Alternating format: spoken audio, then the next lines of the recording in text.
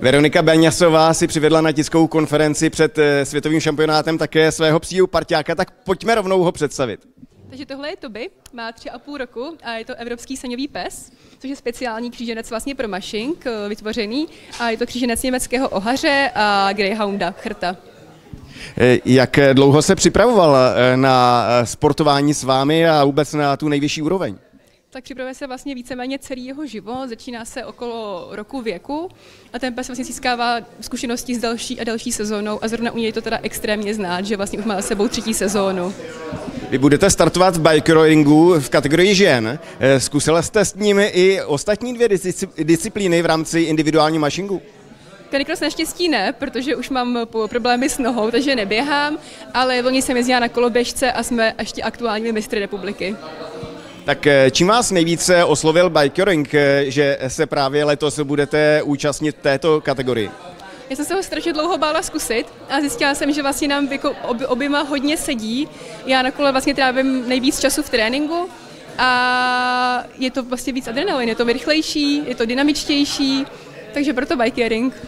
Ale začala jste tedy s tím canicrossem. Jak dlouho se dá dělat na té nejvyšší úrovni? I z hlediska právě toho, že je to velmi namáhavý sport na pohybový aparát. Já jsem tady canicross běhala pouze s maďarským ohařem, když jsem začínala a nikdy jsem tam neběžela žádný vrcholovější šampionát. A já osobně jsem to vydržela asi rok, no, takže asi tolik. Kolik máte zatím na svém kontě úspěchů třeba na pódiových příčkách?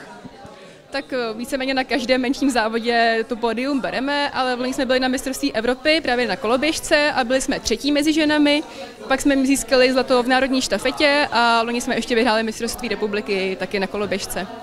Tak to jsou skvělé úspěchy, tak s jakými ambicemi pojedete do Pardubic ve dnech 7. až 9. listopadu? No, s těmi nejvyššími. Takže je šance i na tu příčku nejvyšší vůbec, koho vnímáte za největší konkurenty? Tak je nás tam tak 3 až 5 jako hodně silný holek, jak už z Čech, tak nebo třeba i závodnice z Polska. A samozřejmě je tam ještě i pár jako lidí, který já vůbec neznám, až to jsou třeba Španělky nebo Italky, že jsme se nikdy nepotkali, takže vlastně nikdy člověk neví, ale myslím si, že nás tam opravdu reálně třeba 5, co jsme schopní tu příčku prostě nejvyšší urvat. Obecně, jak se dá říci, že si Češi vedou celosvětově v individuálním mašingu? Strašně dobře, z každého šampionátu vezmeme vždycky hodně medailí. Je to i tím, že jsme národ pejskařů a že zkrátka máme to rádi? Rozhodně.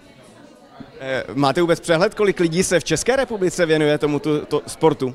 Tak jako čísla určitě nemám jako přehled, ale sama jsem v tom sportu 5 let a každý rok vlastně přijdou nové tváře a i si vlastně lidi víc kupují ty Evropáky, tady ty speciální křížence, takže se to profesionalizuje, chodí do toho sportu i bývalí sportovci, ti vlastně tu laťku zvyšují těmi svými výkony, takže je to určitě populární, no.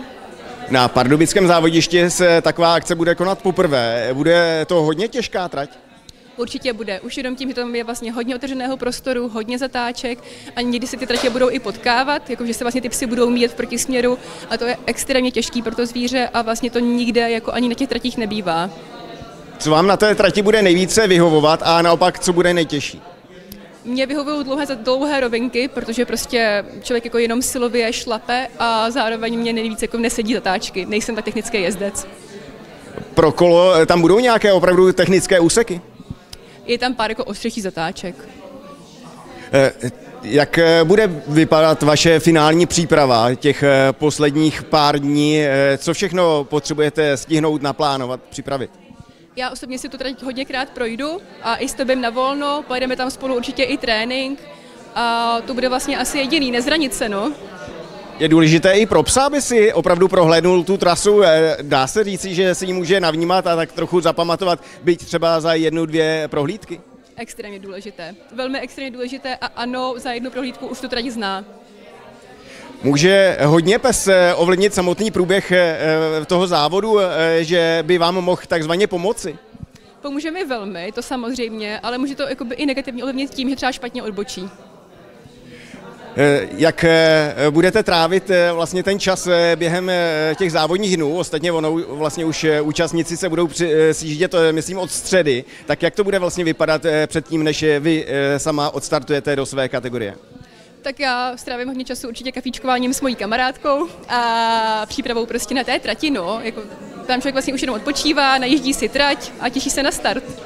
Jak hodně funguje česká komunita? myslím si, že skvěle takovýhle šampionát, takže jsme potom docela jako pěkná velká skupina, že se navzájem podporujeme.